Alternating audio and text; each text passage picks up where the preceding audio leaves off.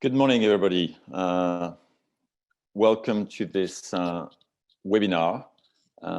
It will be my pleasure this morning to moderate the first panel of the webinar that will deal with the topic of embedding sustainability in corporations through mandatory sustainability targets and addressing directors' pay. It's not my role this morning to make statements, so I will just launch a few ideas with a view of feeding the debate that we're going to have on this panel. And if I were to introduce just one idea, it would be that sustainable corporate governance is really, in my view, but I will be very happy to hear the panelists on this topic, the other side of the sustainable finance coin. And I would say it's not only the other side, but it's an indispensable side, as at the end of the day, setting the right incentives and obligations so that corporate managers and leaders develop their business in a sustainable manner is absolutely essential to complement the sustainable finance agenda of the European Union, which is to a very large extent based on more transparency and better information, as Benoît Lallemand rightly pointed out in his introduction. So the point we will be discussing today is really the complement that we need to add to the sustainable finance agenda of the European Commission and the European Union in order to move our economies towards sustainability. Importantly, financiers, in my view, cannot do everything. We need strong public support and strong public policy making, and also we need corporations going in the right directions. Hence the importance of what Commissioner Reinders just told us. If we don't give the incentives and possibly the obligations to corporations to go in the direction of sustainability, we will not achieve the goal that we all need to achieve. And achieving the goal of sustainability is not only a green activist dream, if I can speak like that. It is about having a prosperous economy. At the risk of stating the obvious, we will not have a prosperous economy if we don't achieve sustainability. And one idea that we'll be discussing this morning, and that can have very, very concrete implications, will be to discuss whether sustainability targets should not be put on an equal footing for directors and top-level managers of corporations with profit targets. I will keep the detail of all the questions we're going to be asking ourselves for later, but for the time being, I will introduce our excellent panel and then ask our panelists to start intervening. On our panel this morning, we have to start with, in the order of intervention, Beate Sjåfjell, who is a professor of law at the University of Oslo and an adjunct professor at the Norwegian University of Science and Technology. Beate is also a visiting professor at the College of Europe, and she's the founder and head of the Oslo faculty's research group companies, Market and Sustainability, and of several international networks and projects, including the well-known Sustainable Market Actors Research Network, the so-called SMART network. So to say the least, Beate is, without any doubt, one of the top academic researchers and experts on the topic today in Europe. Witness the extent of the publications she's made on the subject. We also have Paul Tang, who, as we all know, is a member of the European Parliament. He's a member of the S&D group in the European Parliament, and Paul belongs to the Econ committee in the EP, and is also the chair of the subcommittee on tax matters, so-called FISC subcommittee. Paul Tang is very much involved, among others, on fair taxation and sustainable finance issues, and his view on the topic will be essential. Third panelist we'll be listening to is Olivier Boutellis-Taft. Olivier is the CEO of Accountancy Europe, and he has been the CEO of Accountancy Europe since 2006. He's a very well-known speaker on quite a number of issues, but among others, the issue we'll be addressing this morning. He is a lawyer and an economist by training, and he worked before Accountancy Europe for a number of institutions, including PwC, where he was director. He has been a board member of the European Policy Center and a director of XBRL International as well, which obviously for the topic that brings us together this morning is important. And lastly, we'll be listening and debating with Victor van Hoorn. Victor is the executive director of Eurosif, the European Sustainable Investment Forum. Eurosif membership is composed of European national investment forums, which themselves bring together institutional investors, asset managers, ESG research and analysis firms, and a number of other stakeholders. Victor is an attorney at law by education, and he's been working on the ground with EU institutions and with asset managers and asset owners for many years before joining Eurosif. Without further ado, I will ask Beate to give her introductory remarks before we listen to Paul Tang. Beate, it is my pleasure to give you the floor. Thank you. Thank you very much for this opportunity. I'm thrilled and honored to be able to kick off this very important debate.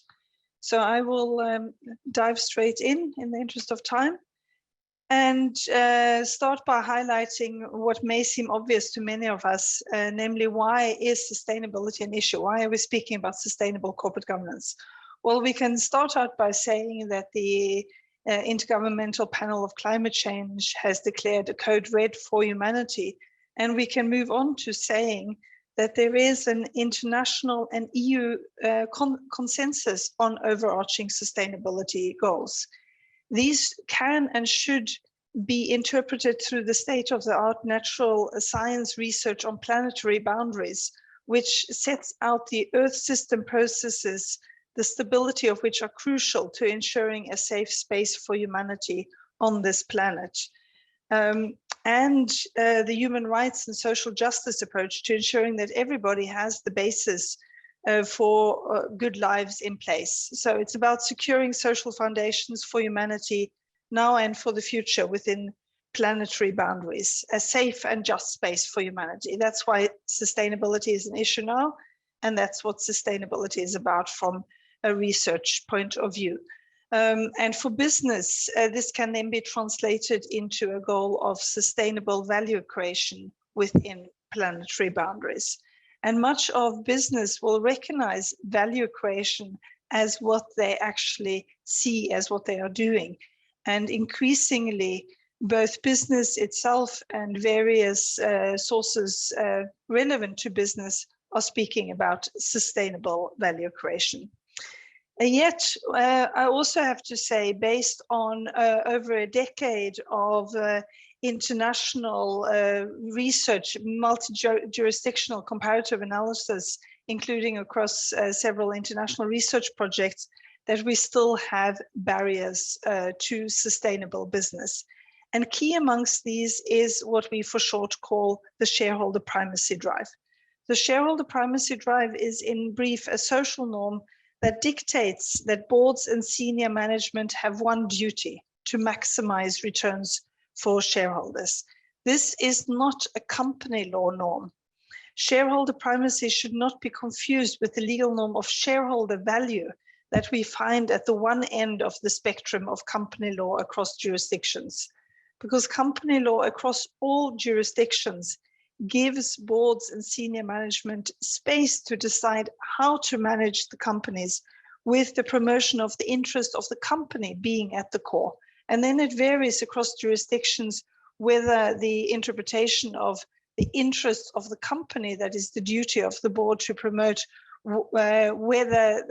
which interests that includes as mandatory interests, and how large a space shareholders have in that interest.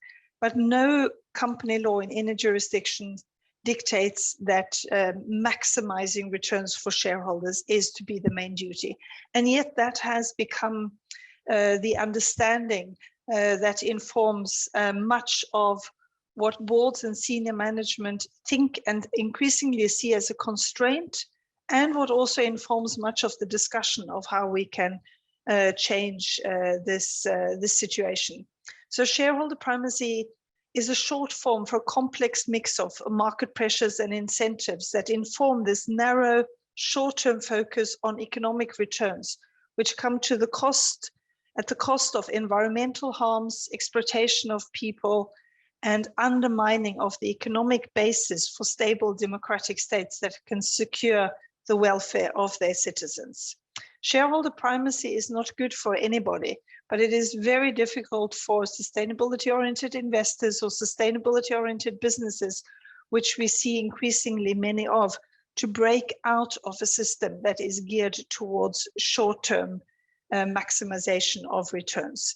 The financial and corporate risks of unsustainability are increasingly being realized and increasingly also inform the recognition that we need to find ways to break out of the system.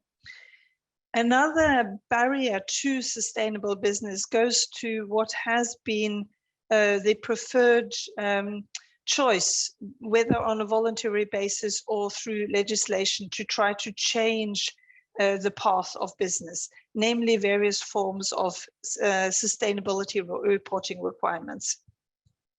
These have, and both our comparative research shows this, and recent reports also on the results of the non-financial reporting directive of the EU shows this, that reporting requirements do not give sufficient reliable and relevant information for business, and it has not served as the driver for integration of sustainability in the decision-making in business that we had hoped for. And there are several reasons for this, and we could discuss how much of the reporting requirements, how that they have been vague and not firm enough, that they have not been enforced. But what I want to highlight here today is that one reason that these reporting requirements cannot work, cannot realize their full potential, however well they are formulated, is that there exists a gap between what boards and senior management think is their main duty, namely to maximize returns for shareholders, and what they are asked to report on. So we need to bridge that gap. If we don't do that, reporting requirements will, with great difficulty, only influence what is happening in business. So company law needs to take back the power to define the essence of what the board is meant to do. Company law has given boards and senior management a discretion and a huge space for how to do this, which is good as a starting point, because companies vary in their size and the area of business, and decision makers in business should have discretion to find out how this specific business should be run, so that in its own creative and innovative way can make a difference in the world and secure profit for all invested in the company. But with the shareholder primacy drive taking over this space, this is not the result that we have seen. So company law needs to take back this space. But instead of that being the discussion over the last decade, instead we have seen that company law has been left in a bubble of its own. It's been like a kind of regulatory holy cow. We can discuss everything else, it seems, but not company law. And yet company law sets out the regulatory infrastructure for companies and for the decision-making in companies. So leaving company law out of the regulatory picture does not make sense. Sustainability is increasingly making inroads into practically all other areas of corporate governance, of the decision-making in companies. We see this in accounting law, where we in the EU have gone from the 2003 requirements, for information relating to environmental and employee matters, to the EU's non-financial reporting directive of 2014, which in spite of all its weaknesses, also really opened up a space for discussion for how business should engage better with sustainability issues, and which the EU has seen as vital to managing change towards a sustainable global economy by combining long-term profitability with social justice and environmental protection.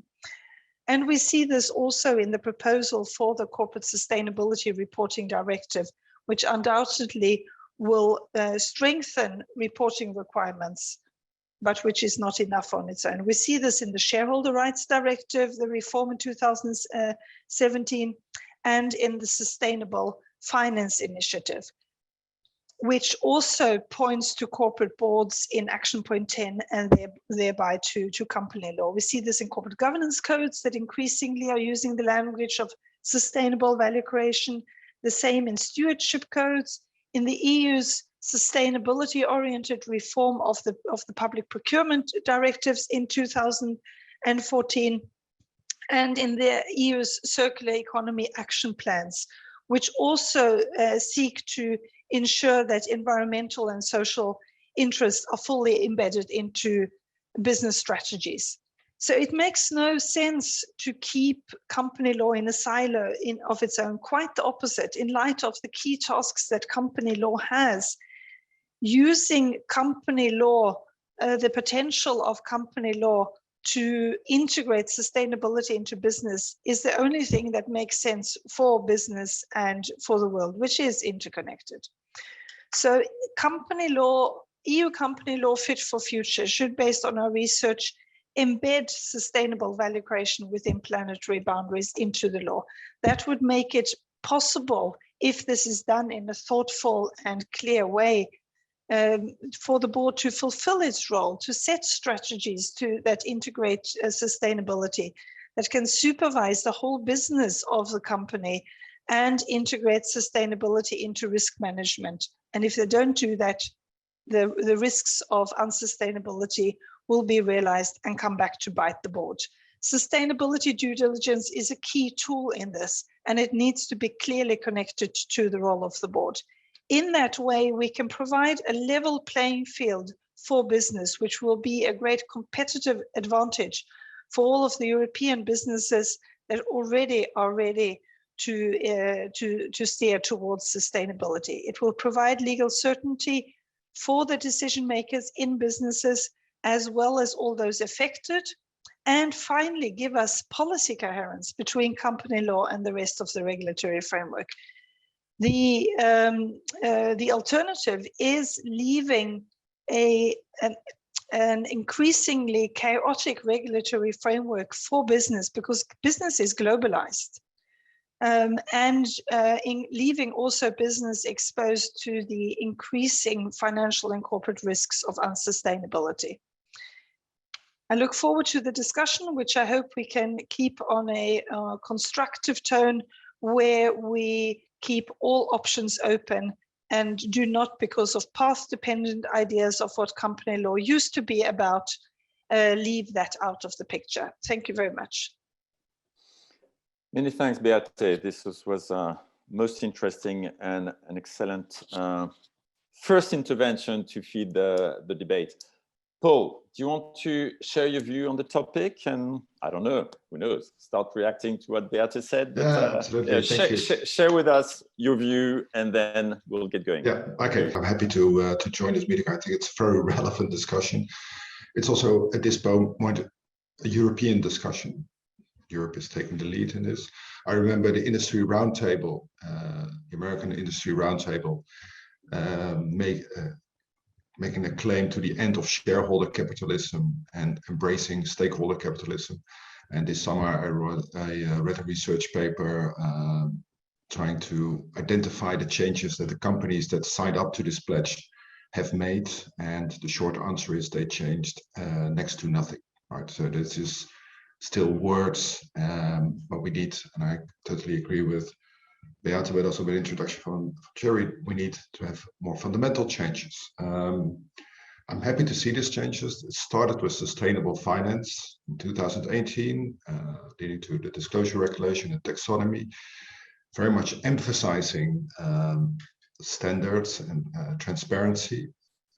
But at the moment that we started, we knew that this was not enough. It's just on the investment side. Besides, standards and transparency alone will not bring this will bring the change towards a sustainable economy or to stakeholder capitalism.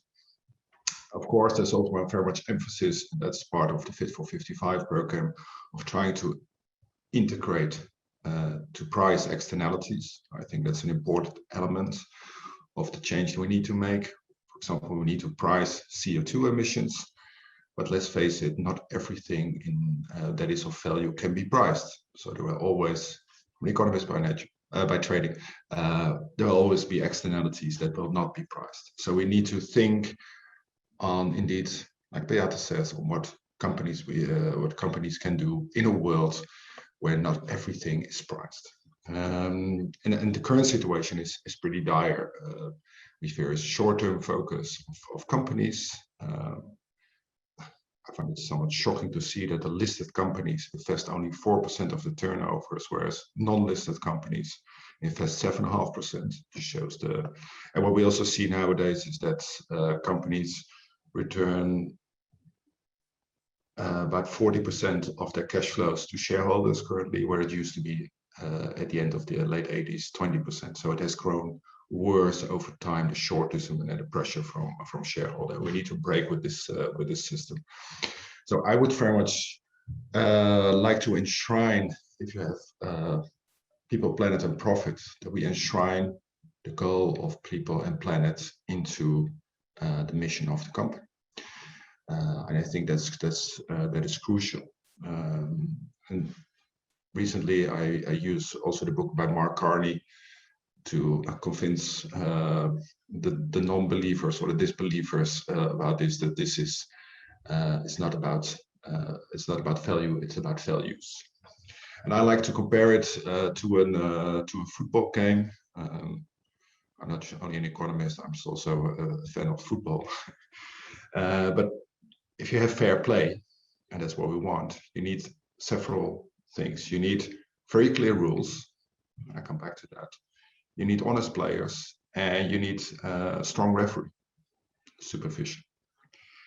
And to start with the rules, like I said, of course, we need to price externalities as much as possible. That's a change in the external environment of the company, but we also have to make internal changes in the company, like Beate emphasized. And I think that starts with the mission of the company. It cannot be just about profit. Profit is a condition for a sustainable company, but it's not the aim of the company. So it should be on people and planet. And of course, derived from that is also that, and this goes to the honest players that you need. We need remuneration policies that reflect the mission of the company. What I currently see is still very much driven by financial incentives and by shareholder value.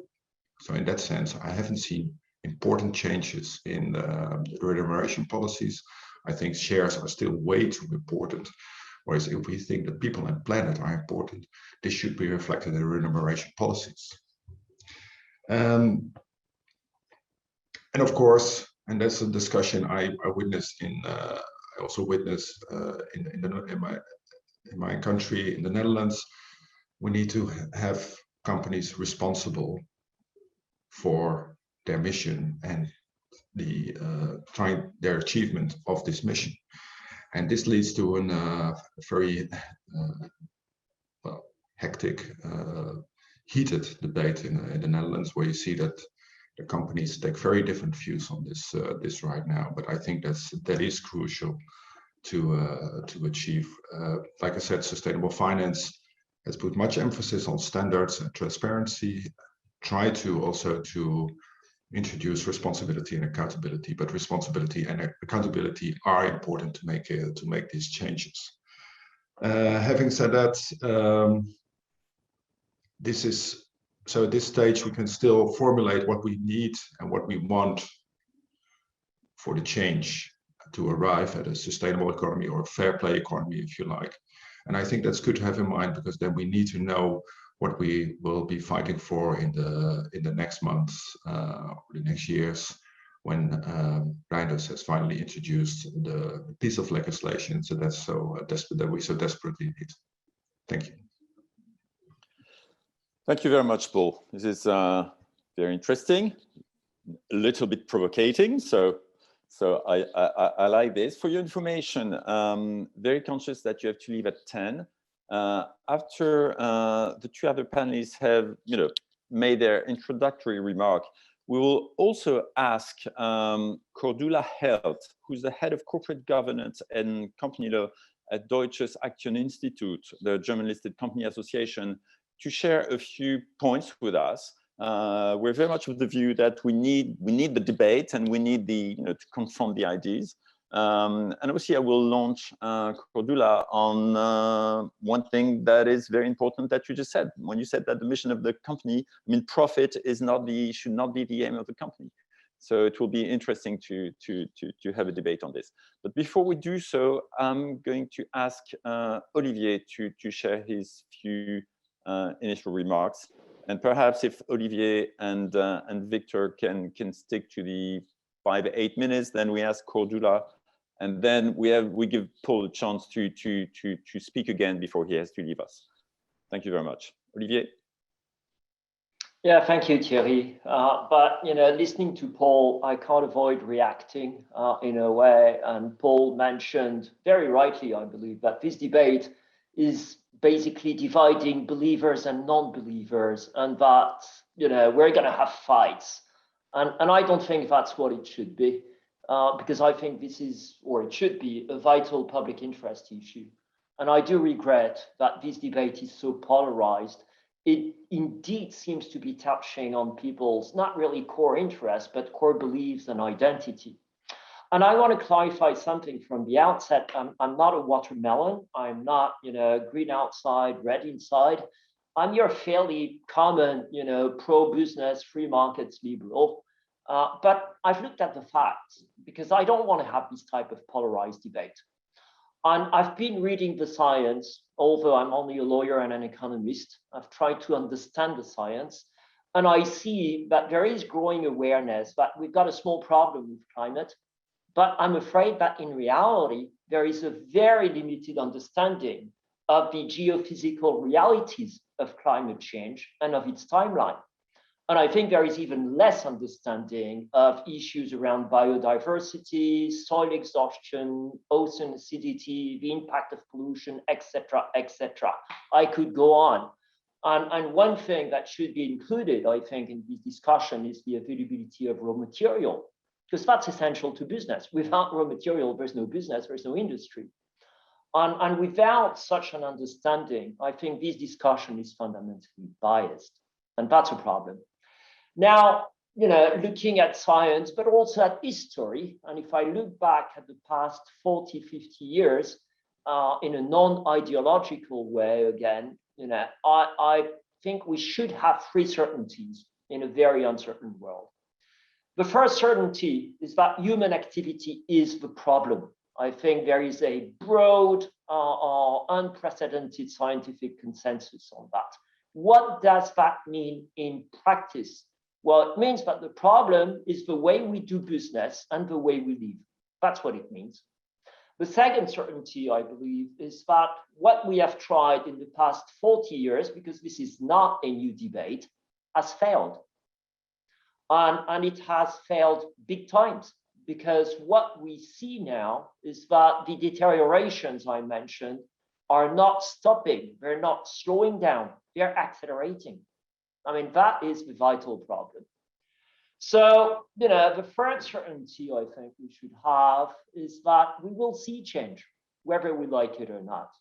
And the real question is that we have a choice today between a more or less orderly transition or a disruptive transformation and a real threat on humankind. I mean, personally, I choose an orderly transition, not for my kids and future generations, but for myself and my old days. So from a business perspective, what should be the purpose? We said it's about change. Okay, well, I think, if we're only talking and not implementing, it's fairly easy. I mean, the purpose should be 1, carbon neutrality, 2, circularity, 3, sobriety, 4, innovation. And that means fundamental shifts in our civilization to find 2 things that we need to discover: new sources of fulfillment than mass consumption, that doesn't work anymore, and new sources of profit than mass consumption. So again, from a business perspective, this means changing our business model, strategies, and operations to deliver possibly a rapid and orderly transition. And all these are matters for corporate governance. This is why it needs to change. So what needs to change in corporate governance? Well, I think that made the case on European intervention, so no need to go back there. One of the key debate is around the need for mandatory measures. And I think we need mandatory measures, but we need to understand why and on what.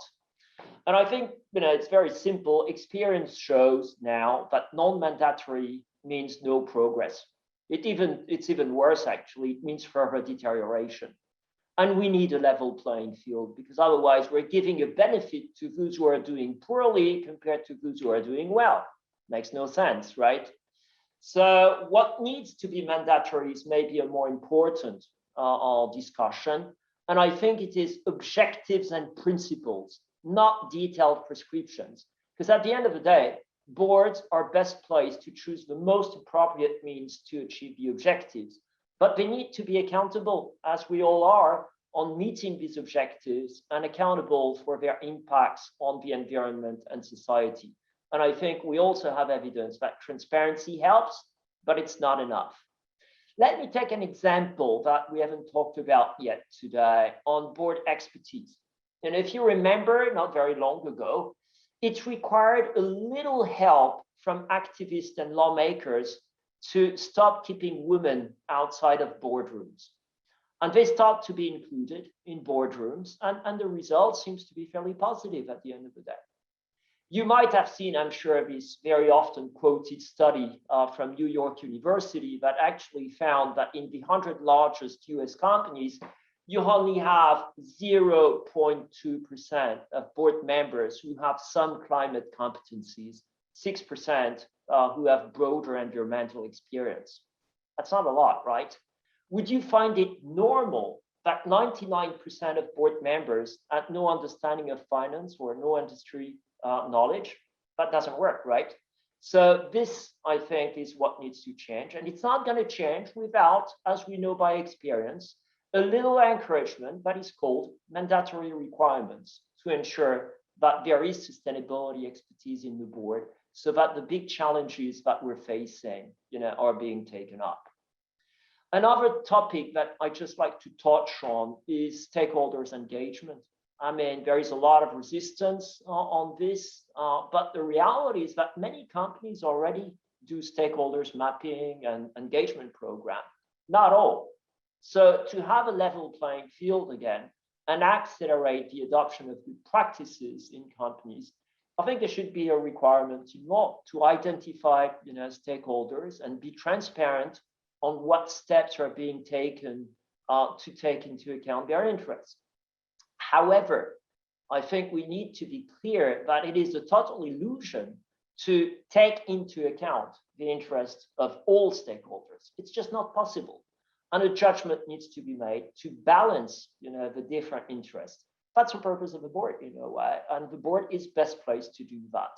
So I think, to stick to my time, I'd like to say that on all these issues, we need intervention, but the EC cannot impose a one-size-fits-all legal regime. Each company is best placed to do so, but what we need is clarity on the mandatory objectives and principles that need to be fulfilled. You mentioned director's pay. Well, and Beate mentioned also that shareholder primacy is not a legal obligation. It's something we've got in our minds. It is indeed a cultural norm. But the reality is that it's often one of the primary bases, for incentives and director's pay. Well, I believe that needs to change, because without sustainability, there is no financial performance. Without transition, there will be no future. So it is time we take action and we change this. So there's still a lot of voices against such changes, but the reality is that the later we start, the more disruptive the new rules will be, and the more stringent legislation and regulation will be. So in everybody's interest, and primarily in the interest of business, I think we need to start now. Thank you. Many thanks, Olivier. Many ideas as well, but we'll take them up again in a few minutes.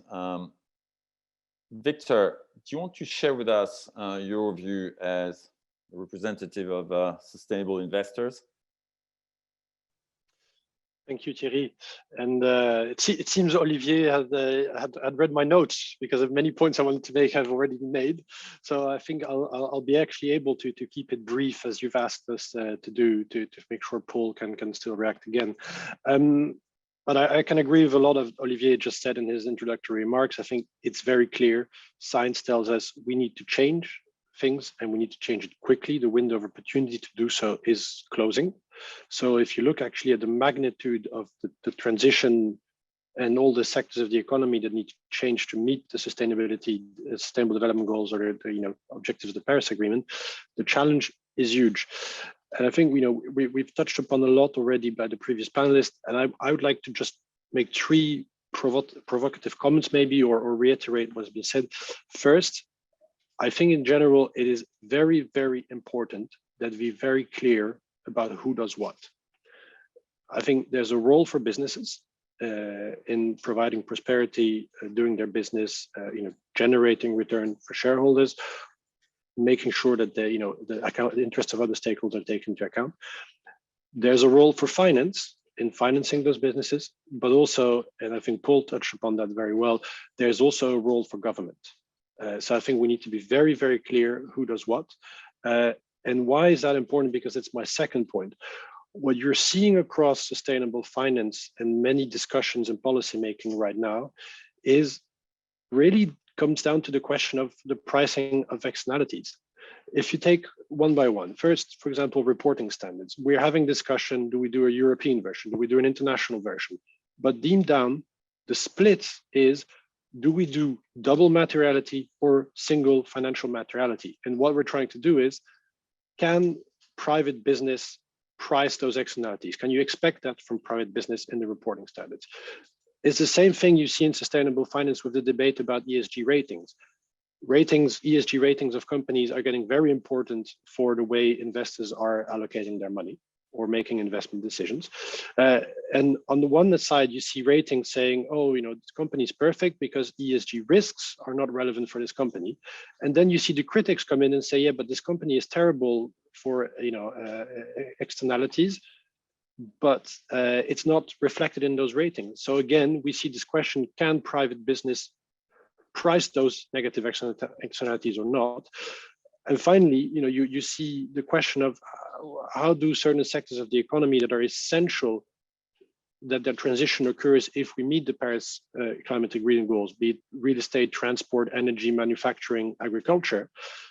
The fact is, research shows us a lot of the investments that need to be made between now and 2050 are not happening currently because they're not profitable. Again, you're asking investors and businesses to venture into investments that are long-term, in that in the current policy framework of taxation, subsidies, technological costs are, from their perspective, not making a rational sense. So I think that's my point, is we need to be very clear who does what. And what you're seeing across different policy discussions is essentially, for me, the same debate. Who prices the externalities? Is it governments or is it private businesses?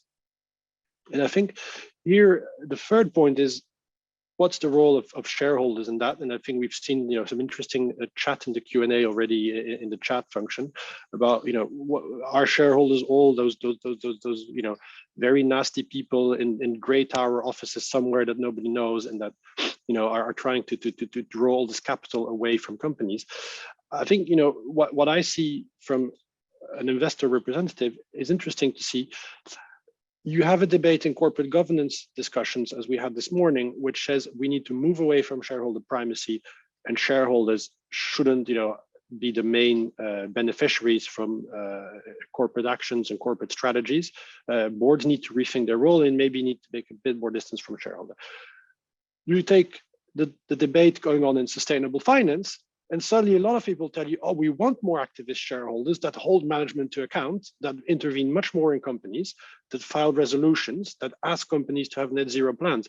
And it's a bit interesting to see that this dichotomy that seems to be happening. On the one hand, we want more from shareholders, and on the other hand, we want less involvement from them. So I think that's just something to note, and I'm curious, where we can bring the discussion this morning. The final point to conclude, I think we shouldn't forget, at the end of the day, markets and companies can be very powerful tools, provided that they're being given the right signals. And we strongly believe at Eurosif, if you make sure that taxation policy sends the right signals to businesses and gives them predictability long term, you'd be surprised actually at how quickly finance may follow and help those companies in that transition. So just want to leave you with this final thought. Many thanks, Victor. We're going to come back on all those points very quickly, very shortly. Conscious of time, do we have, as I announced, Cordula Health able to intervene now? Cordula, if you're able to intervene, I'll be very happy. And if you can keep it short, because I really want Paul Tang to be able to react to a number of things that have been said before he leaves us in 8 minutes. So Cordula, are you with us? And you'll be able to intervene a second time if you don't have time to say everything you want to say, but perhaps in 2-3 minutes, high-level reactions, then we give the floor to Paul again. Hello, can you hear me? Yes, we can. And you're very welcome. Finance Watch is about broad debate and different views being shared. So thank you for sharing your ideas and views with us this morning. Yes, thank you very much for me being able to share my views. I don't know how to put on my camera, but as we don't have time, I'll just go on. And thank you for having me also say. As Beate explained to us, there's no legal norm to maximize shareholder profits. So there's nothing in company law that does that. So why would we change company law then? My point that I'm going to make is that the changes of the EU Commission could be detrimental to what we want in the transition process on the one hand, and on the other hand, I think a much more interesting driver that has not been mentioned today, as far as I listened correctly, is the customers. So what about company law? Company law is not an obstacle in the transition process. And what I think is going to happen if the new definition of company interest is included in company law to balance the interest of all and every stakeholder, and a duty of care to set up processes and scientific targets to inter alia prevent any negative impact on ESG, is that there will be constant breaches of such duties by directors because of formal mistakes, having overlooked a stakeholder or missed a new scientific target or opinion. Together with the idea that NGOs shall be given a role in the enforcement process, so maybe making a claiming or setting up legal procedures against board members directly, I think we will see thousands of claims based on formal mistakes. What about material mistakes? At least in Germany, courts tend not to replace any managerial decision because of the wide discretion management has with their own opinion on what the right business decision would have been. So I don't know if this really would change. What we do see how courts use the notion of company interest in Germany, at least, they use it as a limit. So if you have, for example, we had the management case that was a golden handshake to the managers that were successful in a merger but left the company. And they got a golden handshake that has not been agreed upon before, decided by the supervisory board. And the court said, for no reason, I can see how this can be in the interest of companies because you're leaving the company. And this was a penalty that actually happened there.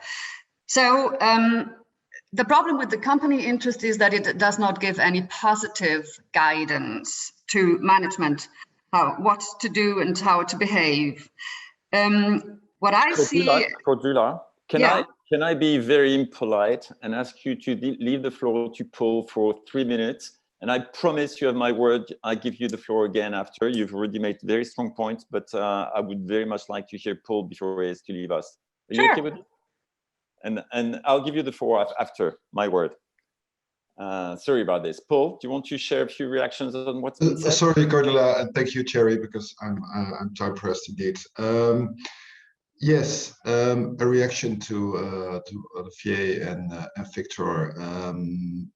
The first point is Olivier said I don't want the debate to be polarized, nor do I, right?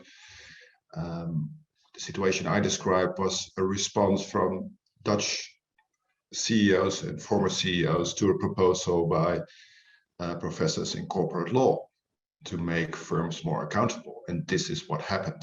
And my impression also it's a generational conflict up to a point. So it's the former CEOs that are more conservative, whereas the current CEOs and the upcoming people are more open to it.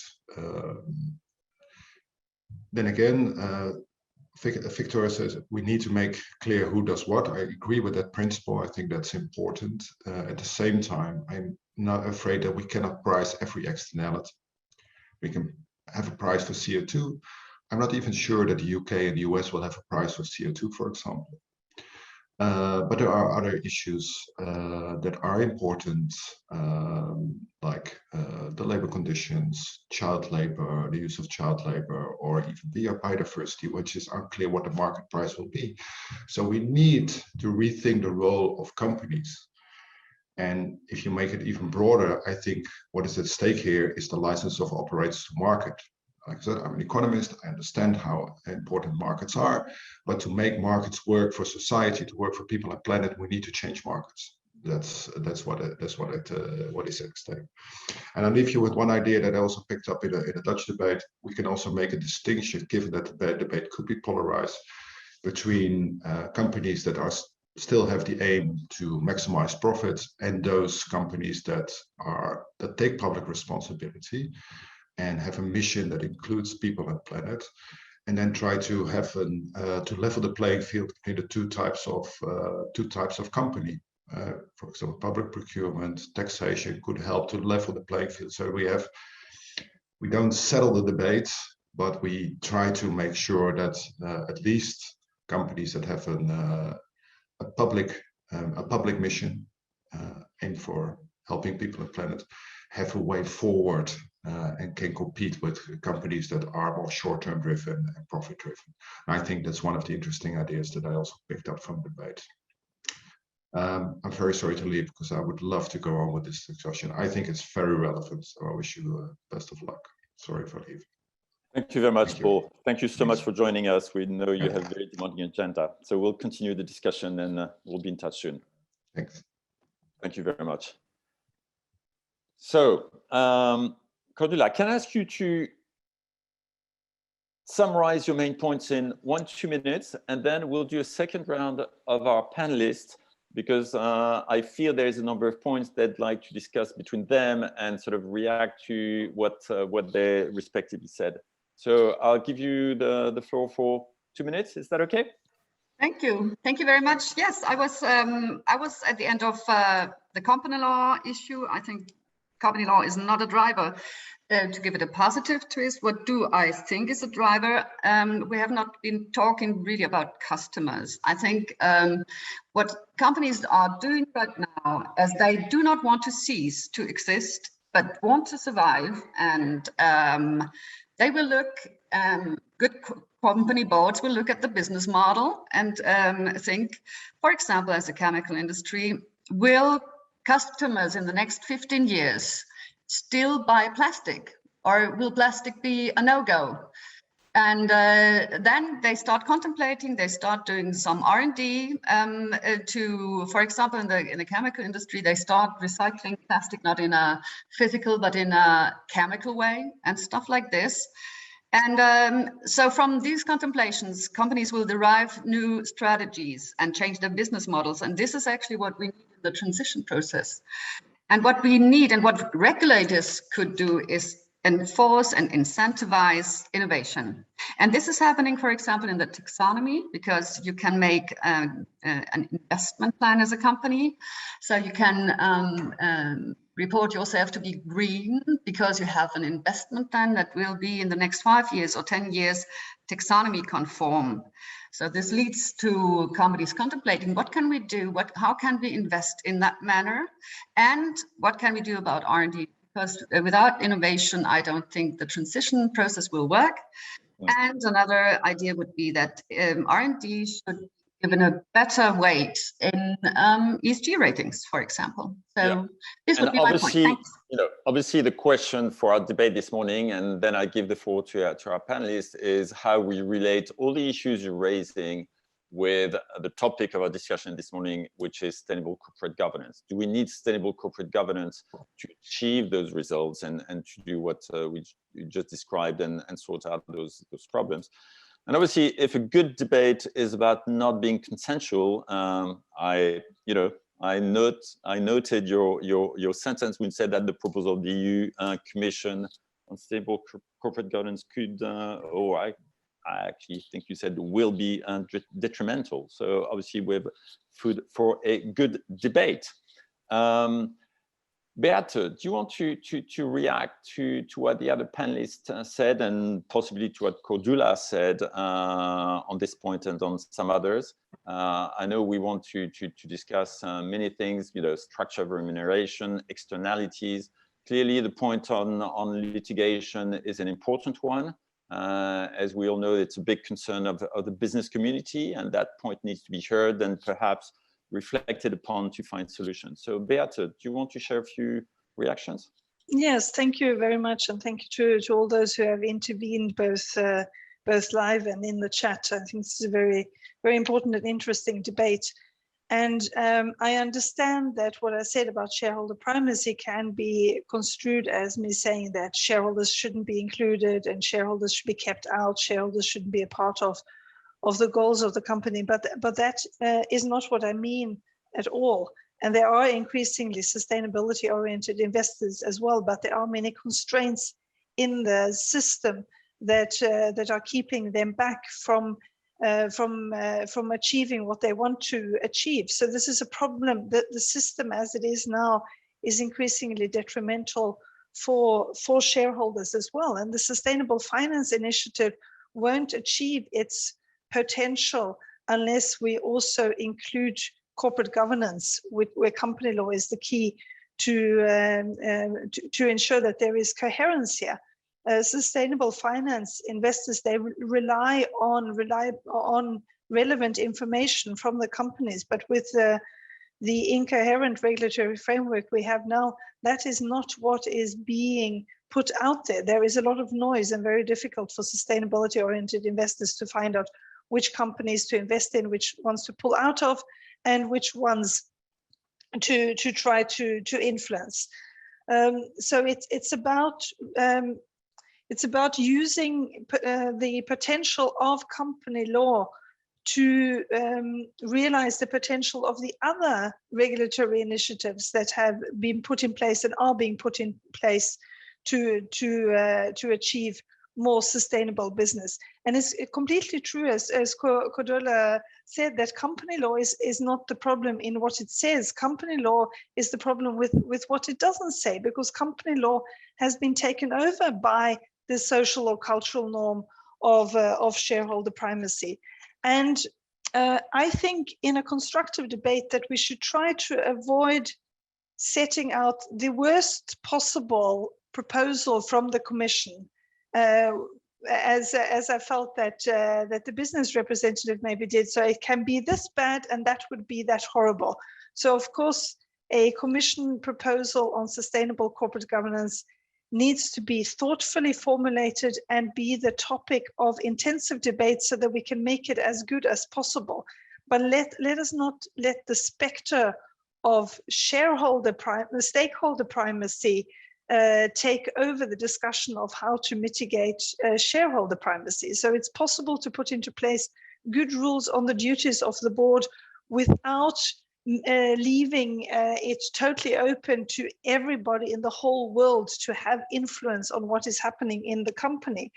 And the business judgment rule will still apply. So even if we get into place a good system for sustainable corporate governance, that doesn't mean that business can be sued for anything all the time by anybody, but rather we could get into place a system which also should include sustainability due diligence that would give business that are sued a good defense if they do follow this up in a good way. But what we have today is an international trend of lawsuits against businesses.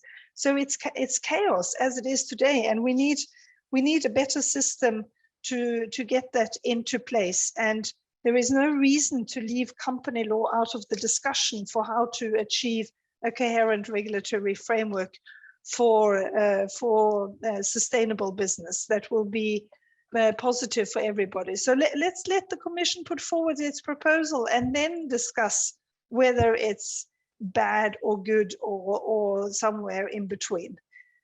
Thank you. Many thanks. So let's continue with the round of reaction and debate between panelists. Olivier, do you want to react on a few points? Well, there's a long list of points actually on which I would like to potentially react. So very quickly, externalities. I think this is a debate that is at the heart of everything we're talking about, and corporate governance is not going to bridge this one. I think the problem with externalities is that it is a 100-year-old debate, and you know, the term externalities was actually coined by Pigou literally 100 years ago, and since then there has been a debate on how to price externalities and how to re-internalize them, and nothing has worked. And you know, if you look at carbon markets, to look at CO2, look at the debate on the price of carbon, we're very far from what would be needed. So I don't agree or disagree with Victor in a way. I think where he's really right is that it is not up to companies to price externalities. This just makes no sense. There is a need for governmental intervention, I think, in this. And governments should also not default on reporting, because reporting is different from pricing externalities. It's not the same thing. So reporting is not going to put a price on the stuff that we destroy. I think there's a lot of discussion on litigation. We just had, heard Beate also responding to our German colleague here. Now, litigation is a fact already today, and it's only increasing. Look at, some of the famous cases on a few oil companies. It's also an issue for states, by the way. States are being sued more and more. And I think we would all benefit from a clarification of the rules so that there will continue being litigation, but we know a little bit more what are the boundaries of this litigation. There's another issue that I think we need to discuss because indeed there are a number of investors pulling out of companies. Is that changing the game?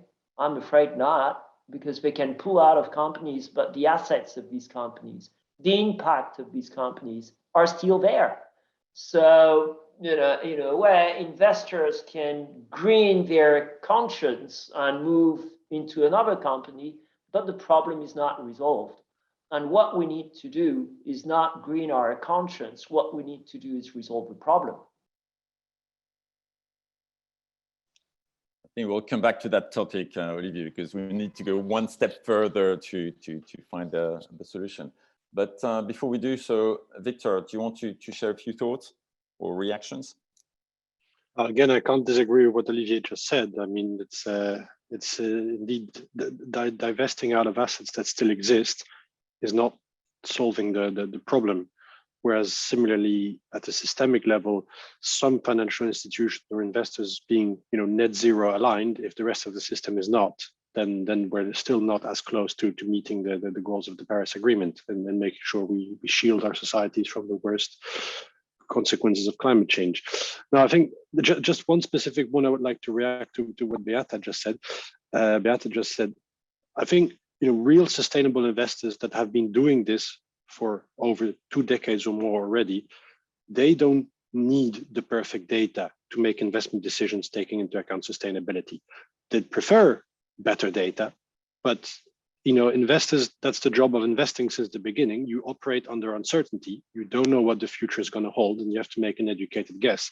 That's been about financial metrics, it's been about inflation, interest rates, but it's also similarly about sustainability. So better data would help, but there are already people out there that are able to make sustainably driven investment decisions without the perfect data. I think that's something we really should bear in mind.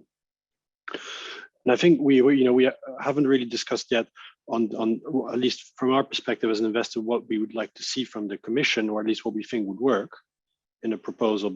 And I think we're very clear in the sense that while we're seeing a lot more companies making pledges on climate, potentially on biodiversity, on social issues, for us, it's clear at some point that making it mandatory for companies to have a sustainability strategy for us seems to be a no-brainer. That companies should at least be able to explain to the markets and to their other stakeholders what is their plans around sustainability. That strategy is somehow reflected in corporate remuneration, or at least that companies have to explain how they then align the incentives for senior management to deliver on the objectives of sustainability strategy. Seems, again, fairly reasonable expectation to have. Asking companies to have board members with expertise, as Olivier said, on sustainability issues, again, seems a rather reasonable thing to have. Again, financial institutions for a while have been subject to rules on board compositions where financial regulators look at the overall composition of the board to see that there's different expertise, different skills, different backgrounds, to make sure you have a diverse board that can make right decisions. Pulling those principles further into listed companies maybe at the beginning, but having that as a principle seems, again, rather non-controversial.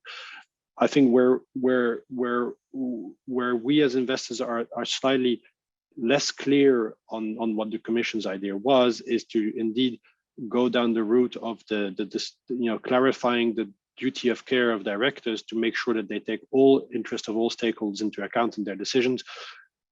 We're not so clear or certain how that's going to work and whether that's going to be the big decisive factor to make progress here. But just wanted to share those thoughts.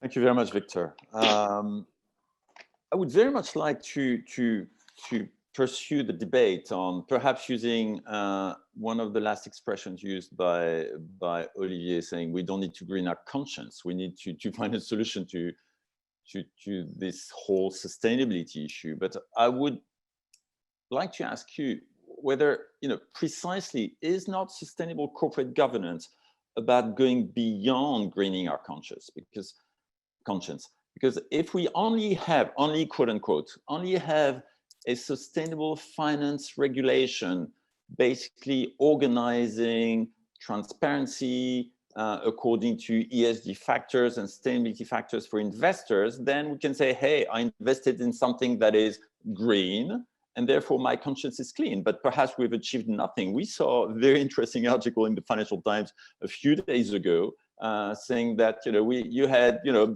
what I could call, I don't know, I want to remain polite, but maybe cynical investors saying ESG investors were stupid because they were selling good assets to them that were making so much profit, and they were so happy they were stupid ESG investors selling assets to them. So isn't sustainable corporate governance precisely, as I said in my initial remarks, the other side of the coin that we need to put in place, and if yes, in what form, in order for companies to go down the sustainability route? And the other question, which is not unrelated, I will have for you, is the question of level playing field.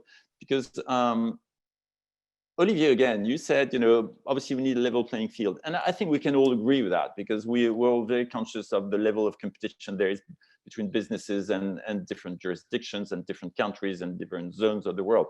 Having said that, in my experience, in my 10 years of experience at Finance Watch, level playing field has always been an excuse for inaction, because there's always someone in the world who will have less stringent rules, and okay, someone in the world somewhere has a less demanding rule, therefore don't ask me to do anything. So where do we start?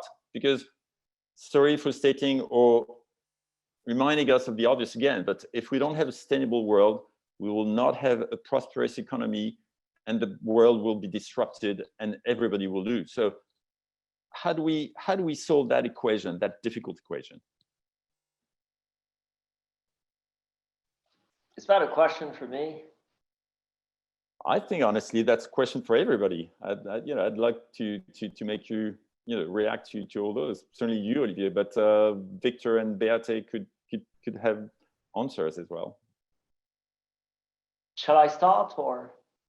Yes, please go ahead. Please go ahead. I think if we had the answer to these questions, the problem would be resolved. And the reason why we don't have the answers to these questions is that what we face in reality is a systemic problem. It's not about fixing, one problem. It's about fixing an entire system. And, I agree with Victor on the list of things that he mentioned that should not be controversial as reforms of corporate governance. But I think we need to be clear on the ultimate goal. And the ultimate goal is to change the company's business model. And I mentioned in which direction.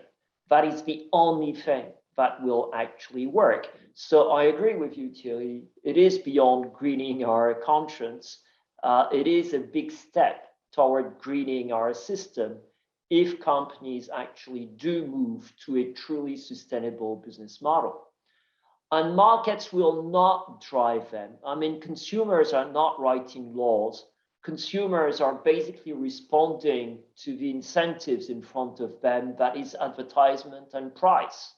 And we know what this produces. It doesn't produce sustainable results. So, having said that, I don't think that corporate governance will actually be enough. We're going to see, and I would be ready to bet on this one, because it is inevitable, we're going to see also a lot of product regulation. I mean, in France, for instance, we start seeing, legislation and litigation on planned obsolescence, for instance, which has been a business strategy that needs to disappear.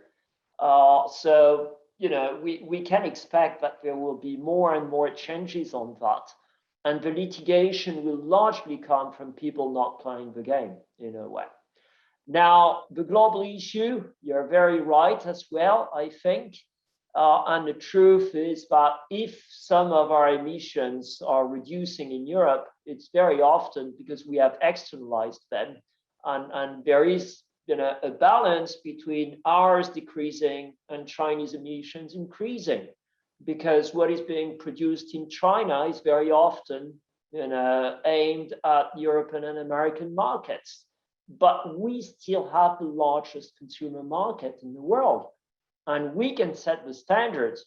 And to alleviate part of the competitive pressure and avoid that this level playing field argument means doing nothing, it is very important that whatever we produce is actually applied in terms of legislation, is actually applied to anyone doing business in Europe.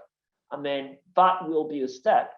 But I think we need to also be hopeful and seize a first mover advantage in a way, because we can see shift in the US and we can see shift also in China, actually, where despite the conditions, there is a growing awareness of the sustainability problem as the main problem being a threat to the current government.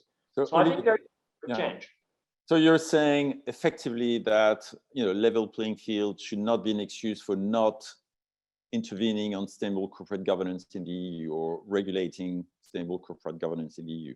That we should do it, beyond that question of level playing field, which everybody's conscious of. But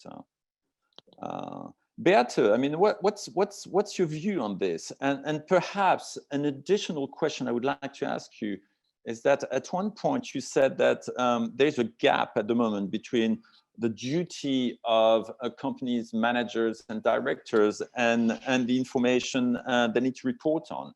But obviously my question is, how do we fill the gap? And is sustainable corporate governance a way of filling that gap? And if yes, how? Another question for you, sorry, I have many questions, would be if you wanted to react on what Cordula said, that as you said, that shareholder primacy is not in company law, why should we change company law? That it's, in her point, in her view, that was useless or not necessary. Thank you for those two very good interconnected questions. I understand the reaction against any proposals of changing any part of law by business, because there has been so much bad regulation. There's been so much regulation that has been put into place as compromise solutions that intend to both satisfy those that want change and those that don't want change. But I think the time is now right for good and thoughtful and enforceable legislation that will actually be enforced, where we treat the very basis of our existence and people as seriously as we have been treating financial issues for decades. And the reason that I think that company law reform is crucial here is because this shareholder primacy drive has taken over the space that boards and senior management have to decide how to run the business in the best way possible. So company law needs to push out this shareholder primacy drive and say that the duty of the board is to ensure that is to promote the interests of the company in a way that secures sustainable value creation within planetary boundaries. In my opinion, we should have those concepts in company law. It's not about choosing between shareholder theory or stakeholder theory. It's about creating a good space for business so that all of the sustainability-oriented businesses in Europe and all of those businesses that see the possibilities that are in sustainable finance and that are in sustainable public procurement and the circular economy and the rising attention from consumers and the public in general about sustainability issues, that they get the level playing field to do this, because now we have a system that gives the competitive advantages to companies that greenwash. And in the system today, it's difficult for businesses to be open about what they find if they go through their global value chains. Because if they say openly, yes, we actually realize that the products we are selling, that they are based on environmental destruction and exploitation of people, can you imagine the headings? They would be outcompeted by businesses that say something else. So we need to get into place a good system and have a comprehensive view of the regulatory system. It's not about perfect data, Victor, but it's about ensuring that the reporting from businesses on sustainability issues is actually connected to processes inside the business. That's about closing the gap.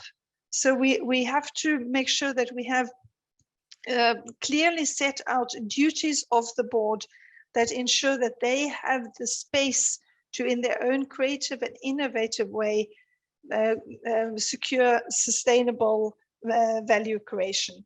And the duties of the board are to set out the strategies and supervise the business and do the risk management. But they are now doing this on a poorly informed basis. The financial and corporate risks of unsustainability, which I could give a whole lecture about if there was time, mean that that sustainability issues are should be at the heart of corporate governance, as they should be at the heart of fund management, regardless of what view one might have on the purpose of business. But we need to make sure that this is done in a way that is not just a vague reference to consider the interest of all stakeholders. I understand that fear, because boards cannot abdicate their responsibility to the view of all stakeholders any more than they can abdicate their responsibility to guide the company in a good way to the views of all shareholders. So we need to have a system in place that clarifies the purpose of the corporation, the duties of the board, so that it enables boards to secure sustainable value creation, which then will also give the possibility for sustainable finance to realize its potential. And I'm not saying that company law is the solution to everything. It's been mentioned in the Q&A in the chat about institutional investors and their role. We have to go through the whole system and ensure that it gives a coherent and comprehensive regulatory framework that can shift us from this systemic, path-dependent track that we are now on towards collapse and onto one that gives us possibilities for the future. Many thanks, Beate. Unfortunately, time is running so fast. So may I use my privilege as the moderator of this debate to ask each of you, including Cordula, to react to a point that we at Finance Watch have made about directors and top managers' remuneration, which is the following. Basically, what we're saying is that if we consider that sustainability is as important as profitability, therefore, given that human beings have a serious tendency, as we've all noticed, to behave in coherence with the way they are being remunerated, their remuneration should be linked 50% to sustainability targets and 50% to profitability targets on an equal footing. And here again, background is there will not be a profitable and prosperous economy without sustainability, as simple as that. So what we're saying is linked remuneration, 50% sustainability targets, 50% to profits. Can I make you all react to this, whether you think it's relevant or not, and whether we should be pushing this idea? Who do we start with? Just listen to Beate. So Olivier, do you want to start? Then Victor, then Cordula, and Beate, you'll have the last word. I would agree with you, Thierry, but on your assumption, in a way, I think that basically there is no profitable business without a sustainable business. I would even ask the question, why this 50-50? Because if you really implement and deliver a sustainability strategy, profit should be there. So the two are linked. And we need to stop thinking that there is a divide between business performance and sustainability performance. It goes together. So I would think your suggestion makes sense. Okay, I think we're saying the same thing, and you're going even further. Yes, there's no difference, but okay, very good. Victor, what do you think? No, I think there's some sense to your proposition. I think we'd find hard pressed to disagree with that. I think it's interesting though, 2 points to make. One, linking back to what Olivier just said, what you're seeing now is often still a disconnect between companies' sustainability strategies and their pledges and their financial or business strategy, where you see they're reporting on climate and having this decarbonization pathways and commitments, but then having the financial part of their annual report where they're still tabling on 7% growth of the market in their products, and there's this disconnect. So I think that's one thing where you could definitely have much more accountability. The second thing, though, is before proposing that, you need to think very carefully about what sustainability metrics you would be linking to remuneration. And to give you an example, link it to the carbon footprint of a company, and the result you're going to get is exactly the same thing that Olivier mentioned about divesting assets. You can divest all your polluting assets of a company and the trick is done, but those assets haven't disappeared from the face of the earth. So I think, in principle, it sounds fine, but we need to put a lot in thinking into making sure that the sustainability metrics give really the right incentives and the right behavior that we want to see. Thank you very much, Victor. We completely agree on that. And certainly it's something that we've put a lot of thinking into at Finance Watch. So we'll need to organize another webinar to discuss this point, but you're right, it's absolutely essential. Otherwise we can create illusions. So let's make sure we don't create illusions. But thank you. I mean, there's, we're discussing also, and before anything else, principle here.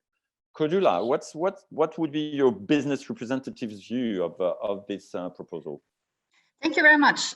First of all, I would like to agree with Beate that sustainability should be at the heart of corporate governance.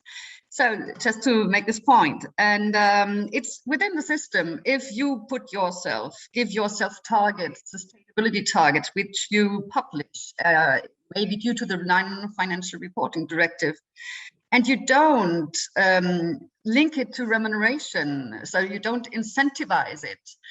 This is a good hint for shareholders and everybody who look at the remuneration system, that these targets that you have set to yourself are not really the targets you follow.